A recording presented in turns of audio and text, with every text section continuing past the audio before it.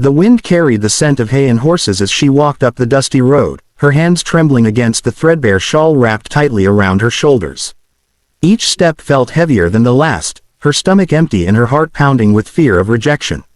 She had passed by this ranch many times before, always from a distance, watching the sturdy fences and grazing cattle as though they belonged to another world, one she had no right to step into.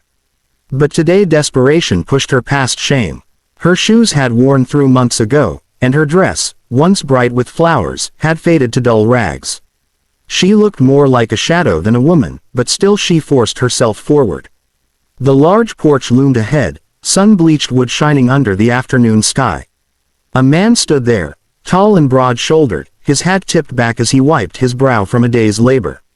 He carried the weight of authority effortlessly, the kind of presence that could both command men and calm frightened animals. His shirt clung to his chest with sweat, and his hands, rough with years of work, rested on his hips as he looked out over the land. She stopped short, her courage faltering when she saw him in full. This was no man to waste words on, he was the kind who valued strength, not weakness. And she was nothing if not broken. Still, she swallowed and took a step closer. Her voice cracked when she spoke. "Sir," she whispered, and when he turned his eyes on her, her throat tightened even more. They were a piercing gray, sharp enough to see through her excuses, but soft enough to make her knees tremble with the possibility of kindness. "Please, I need work. Anything you'll allow. I'll cook, I'll clean, I'll tend the stables, I can do whatever you ask. I only need the chance." The man didn't answer immediately. His gaze swept over her, not cruelly but carefully, as though measuring whether she spoke truth or desperation. She dropped her eyes, ashamed of the patches on her dress, the dirt on her hands, the way her hair, once long and shining, hung in tangled strands. Silence stretched between them until her heart thundered so loud she thought he must hear it. Then, from the doorway, a small sound broke the air, a giggle, soft and shy. She lifted her head to see two little girls standing just behind the man. One looked no more than 6, with golden hair tied in uneven braids. The other, a few years older, clutched her sister's hand as though she were both protector and child herself.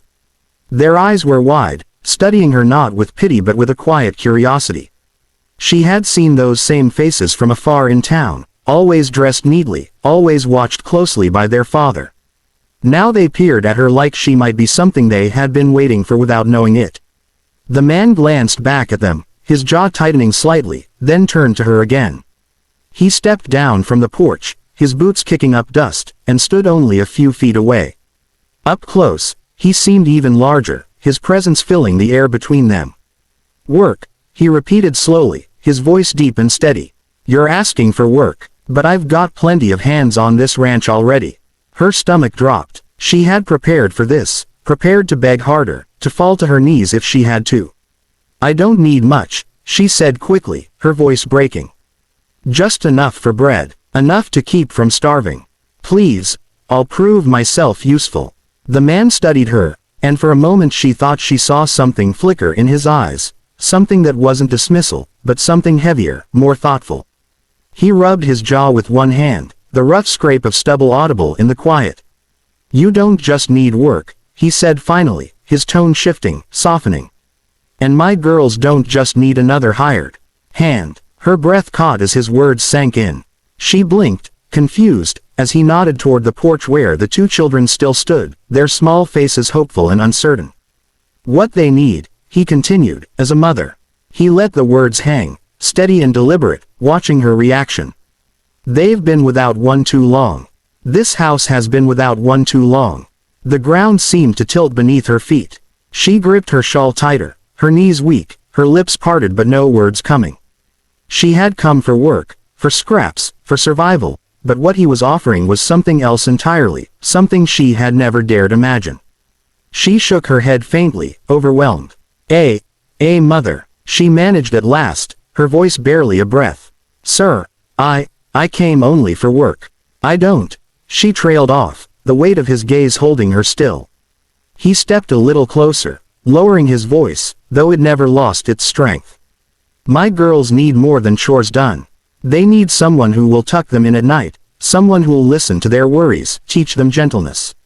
They've had only me, and I've done what I can, but a father's hands are rough. Their smiles have been fewer since their mama passed. His eyes softened, glimmering with something raw that he quickly masked. When I look at you, I don't see a maid.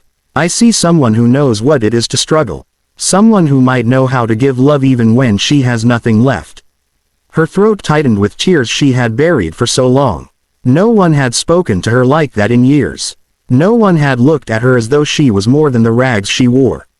She wanted to tell him he was mistaken, that she had nothing to give, that her heart was as hollow as her stomach. Yet when she looked at the girls, still standing together with their hands clasped, she felt something stir inside her, a longing she had tried to forget. I don't know if I can be what they need, she whispered, her voice trembling. But I want to try. The rancher's lips curved into the faintest of smiles, the kind that carried both relief and resolve. He reached out then, not to take her hand, but to lift the burden from her shoulders. Then that's enough, he said simply. Come inside, eat first, we'll talk more after. And as she stepped onto the porch, the girls ran forward, their small arms wrapping around her skirts as though they had chosen her already. She bent down, her tears spilling freely, and for the first time in a long while, she felt as though she might belong somewhere again, not as a beggar, not as a servant, but as part of a family.